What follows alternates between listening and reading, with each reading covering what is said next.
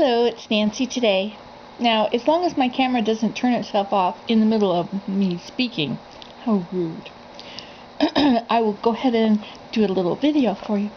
Now, Lentaloaf123, my good friend who always puts the topics on my unlabeled videos, saves me having to watch them all over again to know what they're about.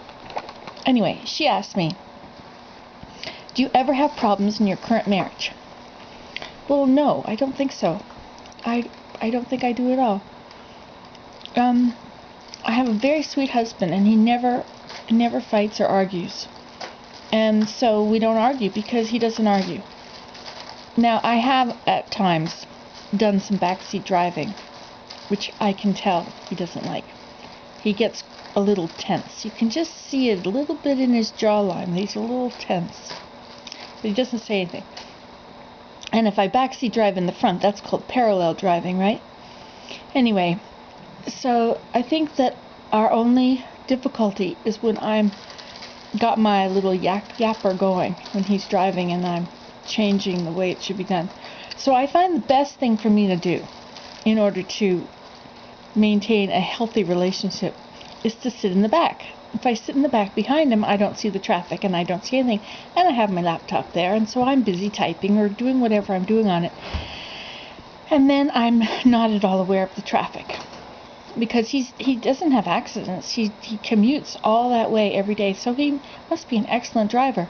It's just me. I had that head-on collision where a pickup truck slammed into the front of me when I was driving a bus with children on it. That was really horrible. But that has caused me to have lots of fear. So, so that's now. I find that there have been some times when one or the other of us have felt like being a little irritated. And I find that the best thing that I can ever do is look at Willem and say, "Are you angry with me?" And he laughs. Or I'll say, "Does this mean we're fighting? Is this what a fight is?" Or something, maybe not quite that one. But I try and make things funny. We just laugh. It's very hard to stay angry at each other if we laugh. And we make fun of ourselves. I make fun of myself all the time. And so he joins in. but not really, not like you'd think. Like for instance, one day I probably told you this before. Well, I'll tell you again anyway, because that's the way it is, when you start losing your brain, you have to tell your stories over and over. Okay, so, I remember I told you that. It was just the other day. Anyway, I said, come and talk to me, and let's talk about something I want to talk about.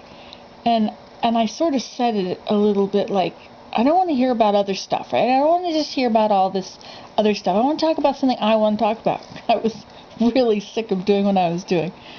And he said, well, let's talk about you. So that was his way of making me happy when I was in an irritated mood, was to make me laugh. We laugh a lot. We joke with each other all the time. It's very good. But also we listen to each other. And he doesn't just talk, he'll give me wisdom. He'll tell me wise things.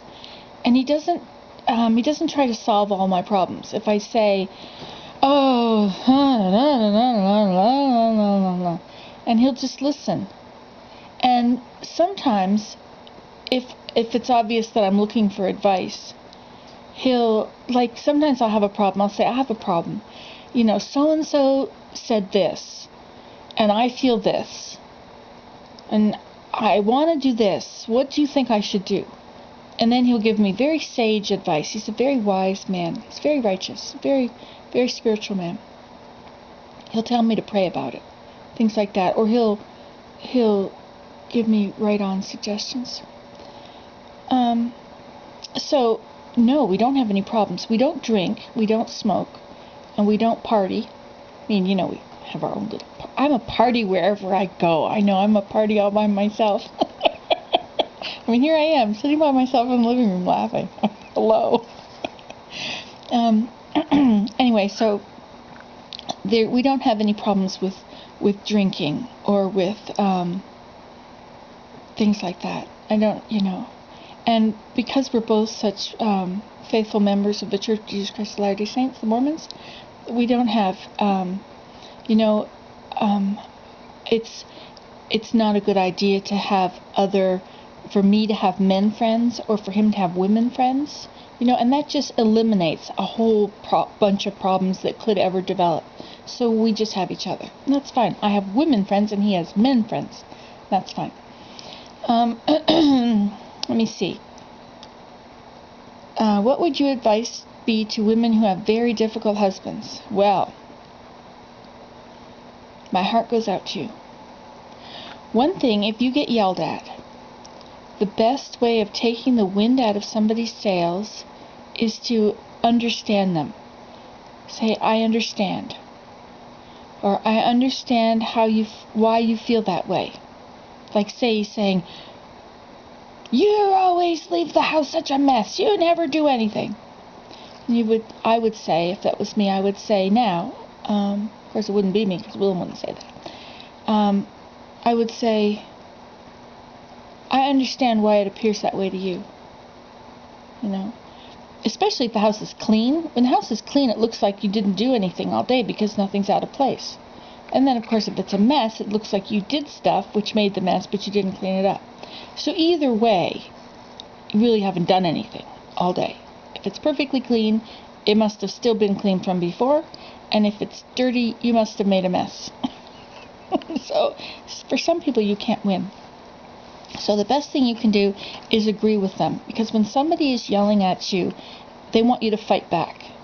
And if you fight back, they fight back, and you keep going and it escalates. But if you don't fight back, if you just nod, you're not agreeing that they're right, but everybody has the opportunity to feel the way they feel about things. And so you're just understanding where somebody else is coming from. From his point of view, I'm messy. I understand that from your point of view, I'm messy. Doesn't mean that I am messy. Of course, we all know I am. But it just means that from his point of view, I am. He might have come from an extremely clean environment. And so then, of course, if anything's out of place, to him, I would be messy. Of course, to somebody else, I wouldn't be messy at all. So it's not me that's the problem. It's if somebody doesn't like what I'm doing, it's not my problem. I mean, I don't want them to yell at me, right? So, but I don't have to change. I don't have to be somebody else. This is just who I am. It's up to us all to accept everybody else the way they are. Let me see how much time I've used up. 8 minutes. There's so many different kinds of problems that you can have in a marriage. Difficult husbands.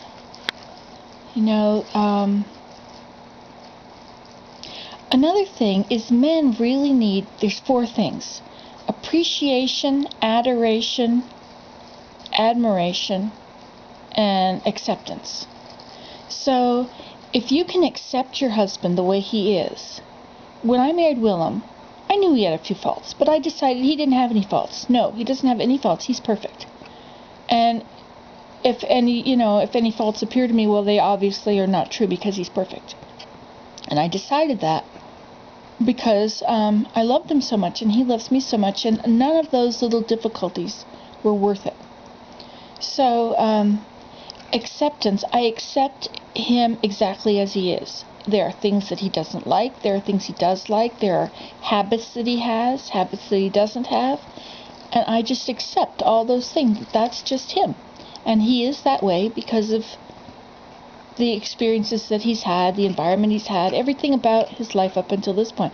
And so I just accept him. And I find that is one of the things that endears me to him the most, is he knows that he's completely accepted. He can be exactly whoever he is, and I'm not going to,